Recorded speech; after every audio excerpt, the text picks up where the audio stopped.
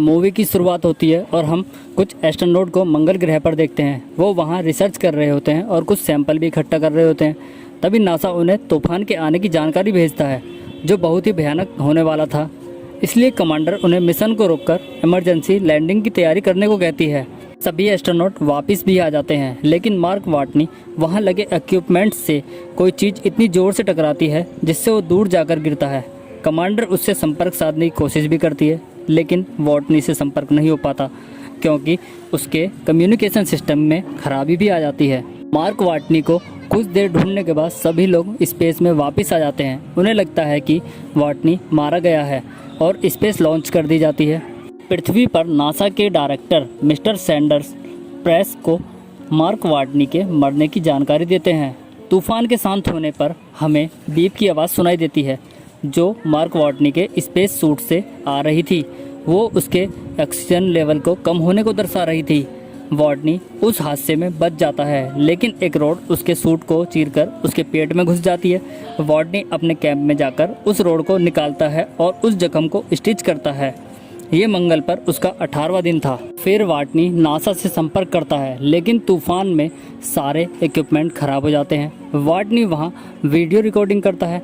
वो बताता है कि मेरे दोस्त और नासा के साथ साथ दुनिया को यह जानकर बहुत हैरानी होगी कि मैं अभी मंगल पर जिंदा हूँ। वाटनी ये भी बताता है कि हाँ, नासा से संपर्क करने का कोई साधन नहीं है। अगर संपर्क किसी तरह हो भी जाता है तो यहाँ किसी भी मिशन को पहुँचने में 4 साल लग जाएंगे। लेकिन हैब को ऐसे बना गया है कि वो केवल 31 दिन ही चल सके। अगर इस हैब में कुछ खराबी नहीं आई तो अगले कुछ दिनों में भूख और प्यास से मर जाएगा, क्योंकि वहाँ पर्याप्त मात्रा में खाना पानी भी नहीं था।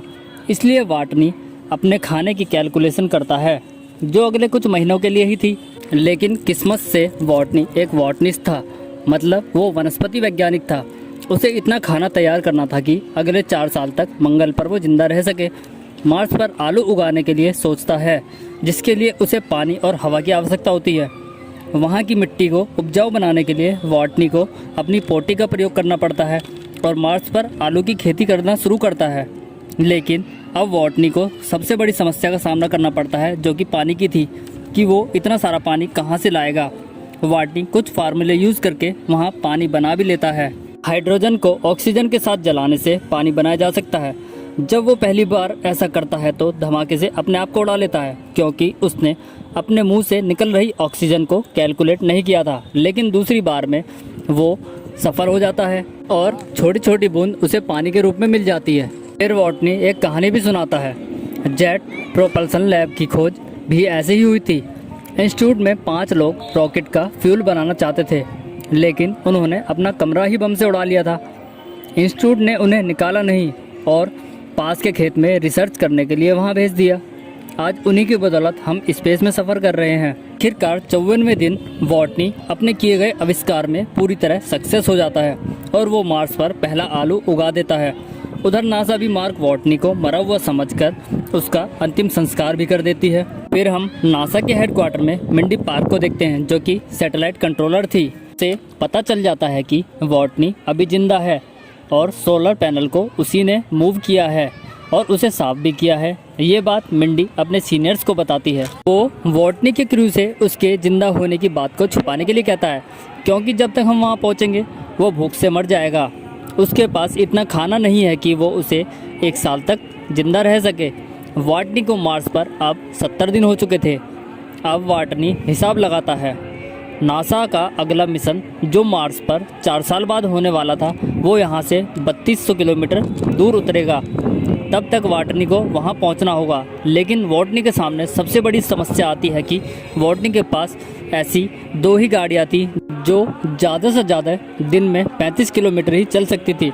उसके बाद उन गाड़ियों को रिचार्ज भी करना पड़ेगा और उसे वहाँ पहुँचने के लिए 50 दिन लगेंगे। इसलिए वो गाड़ी लेकर उस पॉइंट तक निकल पड़ता है जिससे वो जल्दी से जल्दी पहुँच सके। उधर नासा भी वाटनी तक खाना और मदद पहुँचाने की तैयारी कर रहा था, क्योंकि 3 महीने में नासा वो स्पेस तैयार कर लेगा। इसके बाद उस स्पेस को वहाँ पहुँचने में 9 महीने लगेंगे। इस तरह मार्स पर अगला मिशन पहुँचने में पूरा 1 साल लगेगा। उधर मार्स पर वाटनी की 48 साल पहले उगाई फसल पूरी तरह से सिक्योर हो जाती है और 400 आलू के पौधे उगाए थे। वो उन 400 आलू के पौधों को निकाल लेता है और छोटे छोटे आलूओं को दोबारा बो देता है। फिर बड़े आलूओं को वो खाने के लिए प्रयोग करता है। लेकिन वॉटनी को ये भी पता था कि अगर उसने नासा से संपर्क नहीं किया तो वो चाहे जितने आलू उगा ले उसका कोई फ़ायदा नहीं है। इसलिए वॉटनी ऐसी जगह जाता है जहाँ पर एक पाथफाइंडर होता है, जो कि बैटरी ख़राब होने की वजह से 1997 में ख़राब हो गया था। वो केवल मार्स की फ़ोटो को क्लिक कर कर नासा के पास भेजता था। वो उस पाथफाइंडर को ज़मीन से निकाल लेता है ताकि नासा तक संदेश भेज सके। अब नासा भी जान गया था कि वॉटनी उस पाथफाइंडर तक जा रहा है जो ख़राब हो गया था, क्योंकि नासा सैटेलाइट के जरिए उसे देख रहा था। अब वॉटनी उस पाथफाइंडर के कैमरे के सामने 3 साइन बोर्ड रखता है। उसमें बीच वाले बोर्ड पर लिखा था, क्या तुम्हें हमारा संदेश मिल रहा है, और लेफ्ट और राइट में यस और नो लिखा था। नासा पाथफाइंडर के कैमरे को यस की तरफ मूव करता है। वॉटनी समझ जाता है कि नासा को मेरा सिग्नल मिल रहा है। इसे देखकर वॉटनी बहुत खुश हो जाता है। अब वॉटनी पाथफाइंडर के चारों तरफ एक गोले में कुछ साइन बोर्ड को लगा देता है और नासा से कोड वर्ड में बात करता है। अब नासा वॉटनी को संदेश भेजता है कि हम तुम पर नज़र बनाए रखे हुए हैं और हम तुम्हें वापस लाने का भी प्लान बना रहे हैं। इसलिए हम तुम्हें ज़रूरी खाना और सामान भिजवा रहे हैं ताकि अगला मिशन आने तक तुम्हें किसी भी चीज़ की प्रॉब्लम ना हो। वॉटनी उनके मैसेज का रिप्लाई करता है, मुझे जानकर बहुत अच्छा लगा और मुझे उम्मीद है कि मैं अब यहाँ नहीं मरूँगा। ये सुनकर नासा को भी बहुत खुशी होती है। फिर वॉटनी नासा से अपने क्रू के बारे में पूछता है। नासा उससे जवाब देता है कि हमने क्रू को नहीं बताया ताकि वो अपना ध्यान मिशन पर लगा सके। ये सुनकर वॉटनी को बहुत गुस्सा आता है और वो नासा को गाली देता है। मार्स से रवाना होने के 4 महीने बाद वॉटनी के क्रू को दिखाया जाता है। वो अभी अपने स्पेस हर्मिस में ही था। तभी कमांडर को नासा का संदेश मिलता है। मिच उन्हें वॉटनी को जिंदा होने की खबर सुनाता है। ये सुनकर सब लोग हैरान हो जाते हैं। वो अभी पूरी तरह से ठीक है। हमें 2 महीने पहले ही पता चल गया था कि वो अभी जिंदा है और वॉटनी को बचाने की कोशिशें भी की जा रही है। इसलिए हम लोग आपको बता रहे हैं क्योंकि वॉटनी भी ऐसा ही चाहता है। अब वॉटनी बिल्कुल ठीक था, लेकिन हैब में अचानक कुछ खराबी आ जाती है और वो जगह जोर के धमाके से उड़ जाती है जहां वॉटनी ने मार्स पर आलू उगाए हुए थे। उसकी सारी फसल खराब हो जाती है और वहां जितने भी बैक्टीरिया मौजूद थे मार्स के वातावरण को छूते ही ख़त्म हो गए थे।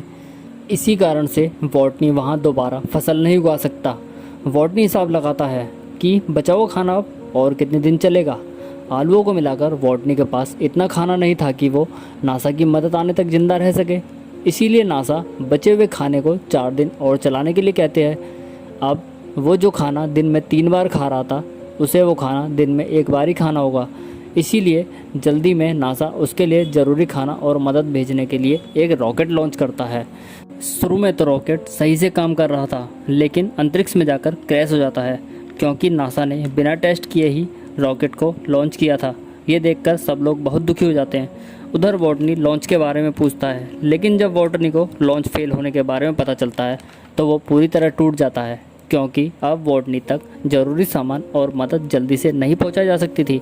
इसलिए वॉटनी कमांडर लुइस को एक मैसेज भेजता है, अगर मैं मर गया तो मेरे मॉम डैड से जाकर ज़रूर मिलिए। मैं हार नहीं मान रहा, लेकिन हमें हर अंजाम के लिए तैयार रहना चाहिए और उनसे ये भी कहिएगा कि मैं अपने काम में माहिर हूँ और मुझे मेरा काम पसंद है। मेरी मौत के पीछे का नेक मकसद होगा जो मुझसे ज़्यादा भी अहम होगा। और उनसे ये भी कहिए कि मैं मुश्किलों से डरा नहीं, जब बल्कि मैंने उनका डटकर सामना किया। नासा मिशन फेल होने की जानकारी देता है, जिसके बाद चाइना को भी यह पता चल जाता है कि अब उनका एस्ट्रोनॉट नहीं बचेगा। लेकिन उनके पास एक ऐसी टेक्नोलॉजी थी जो मार्स तक पहुंचकर वॉटनी को बचा सकती थी। चाइना नासा की मदद के लिए तैयार हो जाता है। मीटिंग में हम रिच को देखते हैं। वो एस्ट्रोडायनामिक में काम करता था और वॉटनी को बचाने का एक रास्ता भी बताता है। जिस हर्मिस शिप में वो 5 लोग आ रहे हैं उन्हें पृथ्वी का चक्कर लगाकर वापस जाना होगा और इस दौरान हम चाइनीज बूस्टर की मदद से ज़रूरी सामान भी पहुंचा देंगे और हर्मिस मार्स की तरफ तेज़ी से पहुंच जाएगा। लेकिन वो स्पेसशिप मार्स पर नहीं उतरेगी, बल्कि वॉटनी मैप की मदद से मार्स के ऑर्बिट में आएगा, जिससे हम उसे घर वापस ला सकते हैं। लेकिन इस काम में बहुत खतरा है क्योंकि वो एक ऐसा आदमी को बचा रहे हैं जिसके बचाने की उम्मीद ना के बराबर है और उन 5 लोगों को जिनके मरने की संभावना बहुत ही कम है।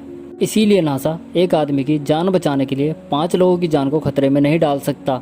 नासा ये निर्णय शिप के कमांडर पर छोड़ देते हैं। रिच किसी तरह वॉटनी को बचाने की जानकारी क्रू को भेज देता है। अगर क्रू इस मिशन के लिए तैयार हो जाता है तो उनका मिशन 533 दिन और बढ़ जाएगा और वॉटनी को जिंदा बचाया जा सकता है। लेकिन ये निर्णय नासा के फैसले के खिलाफ था। फिर भी सब लोग वॉटनी को बचाने के लिए तैयार हो जाते हैं और निकल पड़ते हैं वॉटनी को बचाने के लिए। अब वॉटनी भी उस जगह जाने की तैयारी में लग जाता है जहां से वो मैप की मदद से मार्स के ऑर्बिट में जाएगा। हर्मिस की दिशा बदल दी जाती है और नासा को भी पता चल जाता है क्रू वॉटनी को बचाने जा रहा है। इसलिए नासा चाइना की मदद से रॉकेट लॉन्च करता है जिसमें ज़रूरी सामान, खाना, मदद हर्मिस तक पहुंचाई जा सके। रॉकेट सफलतापूर्वक लॉन्च कर दिया जाता है और सामान भी पहुंचा दिया जाता है। सोल 538 तक रोवर से वॉटनी उस लैंडिंग साइट तक पहुंच जाता है जहां से मैप से मार्स के ऑर्बिट में पहुंचना था। लेकिन हर्मिस मार्स पर उतर नहीं सकता था। अगर वो ऐसा करेगा तो तेल ख़त्म हो जाएगा और क्रू पृथ्वी तक नहीं पहुंच सकेगा। लेकिन मैप इतना भारी था कि ऑर्बिट तक नहीं पहुंच सकता था। सो वॉटनी मैप का वजन कम करने के लिए उसके कुछ पार्ट्सों को निकाल देता है जिससे मैप आसानी से हर्मिस तक पहुंच सके। इस दिन का इंतज़ार पृथ्वी पर सभी लोग कर रहे थे। मैप को लॉन्च कर दिया जाता है। मैप अंतरिक्ष तक पहुंचता है लेकिन दबाव अधिक होने की वजह से वॉटनी कुछ देर के लिए बेहोश हो जाता है। कमांडर वॉटनी संपर्क करती है। सब लोग भी वॉटनी के होश में आने का इंतज़ार करते हैं और वॉटनी होश में आ जाता है। वॉटनी की आवाज़ सुनकर सभी लोग खुश हो जाते हैं लेकिन दबाव ने उसकी पसलियाँ भी तोड़ दी थी। हर्मिस की गति बहुत तेज़ थी जो कि वॉटनी को पकड़ने के लिए काफ़ी ज़्यादा थी। इसीलिए वॉटनी अपने स्पेस सूट में छेद करके उससे उड़कर आपकी तरफ आना चाहता था। लेकिन कमांडर उसे ऐसा करने के लिए मना कर देती है क्योंकि वो रफ्तार और दिशा कंट्रोल नहीं कर सकता था। गति कम करने के लिए कमांडर वैल को बम से उड़ा देती है जिससे यान की गति को धीमा किया जा सकता है। कमांडर फ्लाई चेयर पर बैठकर आगे की तरफ जाती है जो कि एक रस्सी से बंधी हुई थी। उधर हम वॉटनी को भी आते हुए देखते हैं। उसने अपने ग्लव्स में छेद कर लिया था ताकि वहां तक पहुंच सके और कुछ ही पल में कमांडर वॉटनी को पकड़ लेती है जिससे उसकी जान बच जाती है। इसकी जानकारी कमांडर पृथ्वी पर नासा को भेज देती है जिसे सुनकर नासा के साथ साथ सभी लोग बहुत खुश हो जाते हैं। फिर वॉटनी अपने दोस्तों से हर्मिस पर मिलता है। इसके बाद वॉटनी को एक कॉलेज में देखते हैं जहां वॉटनी जानकारी देता है कि दूसरे ग्रह पर हम कैसे जी सकते हैं। इसलिए आप कभी हार मत मानो, धैर्य रखो और तुम कुछ भी कर सकते हो। इस तरह मूवी ख़त्म हो जाती है।